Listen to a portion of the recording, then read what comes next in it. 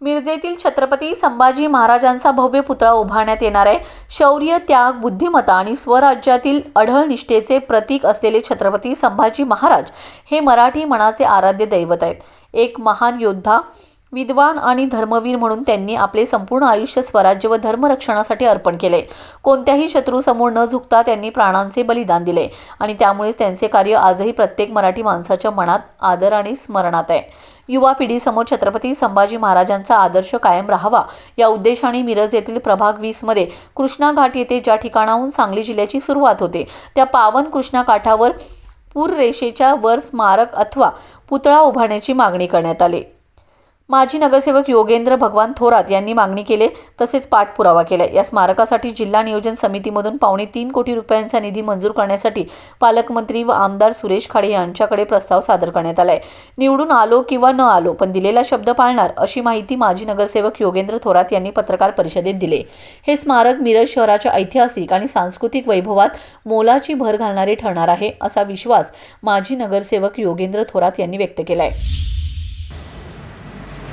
छत्रपती संभाजी महाराजांचा पुतळा व्हावं अशी बऱ्याच लोकांची आधीपासून इच्छा होती। त्या अनुषंगानं जिल्ह्याचे पालकमंत्री असतील, मिरजेतील लोकप्रिय आमदार मान्य सुरेशभाऊ खाडे असतील, यांच्याकडे आम्ही गेले बरेच दिवस पाठपुरावा करतोय आणि कृष्णा घाटावर हा छत्रपती संभाजी महाराजांचा पुतळा व्हावा अशी इच्छा मी त्यांच्याजवळ व्यक्त केली होती। आणि आजही आयुक्त साहेब होते, बऱ्याच अधिकाऱ्यांना आम्ही पत्र दिलेत, मान्यतेला पण आता ते आम्ही सादर करतोय, पाटबंधारे विभागाशी पण बोललो आहे आणि 2-3 दिवसातच या सर्व गोष्टी फायनलला जात असताना आज आचारसंहिता लागते असं कळतं आहे। त्यामुळे मी ही आनंदाची बातमी आमच्या मिरजकरांना देऊ इच्छित आहे की छत्रपती संभाजी महाराजांचा पुतळा लवकरच मिरजमध्ये होत आहे आणि निवडणुकीच्या तोंडावर वगैरे अशा काही गोष्टी होत नाहीत, कारण इलेक्शनमध्ये जिंकलो तरी होणारच आहे, हरणार तर नाहीच। मात्र याचा पाठपुरावा करून पुढच्या 1 महिन्यात आचारसंहिता संपल्यानंतर मान्यता पण मिळून जाईल। माननीय पालकमंत्री सुरेशभाऊ खाडेसाहेब आणि सर्वांनीच आम्हाला हे वचन दिलेलं आहे की तुम्हाला ह्या पुतळ्याचं शेवटपर्यंत 2,75,000 रुपये DPTCमधून आम्हाला ते देण्याचा त्यांनी शब्द दिलेला आहे आणि लवकरच तो शब्द ते पूर्णही होईल। आज आचारसंहिता लागली नसती 4-5 दिवसात तर ते मान्यता पण त्याची बऱ्यापैकी मिळून गेली असती, पण काय हरकत नाही। आत्तापर्यंत लोकांना माहीत आहे की योगेंद्र थोरातनं जे बोललेलं आहे ते सगळं झालेलं आहे। कित्येक पुतळे असतील, कित्येक मंदिरं असतील मी माझ्या निधीनं स्वखर्चानं केलेले आहेत, मात्र हे बजेट मोठं आणि यासाठी सरकारी परमिशन खूप लागत असल्यामुळं थोडा वेळ लागत आहे।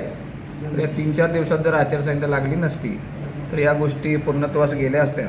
कालही माझं आणि सुरेशभाऊ खाडेसाहेबांचं बोलणं झालं आहे की अशा ज्या गोष्टी आहेत त्या आपण नक्की पूर्णत्वास नेऊ आणि जसं महापालिकेनं सांगलीमध्ये टेंडर काढलेलं आहे तसंच आपल्या इथं पण लवकरच टेंडर निघेल, पण DPTCच्या माध्यमातून निघेल, म्हणजे शासनाच्या पैशामधून निघेल आणि शासनाच्या जागेवर निघेल। खूप चांगल्या प्रकारचा ही डिझाईन आहे, आपण सगळेजण पाहू शकता।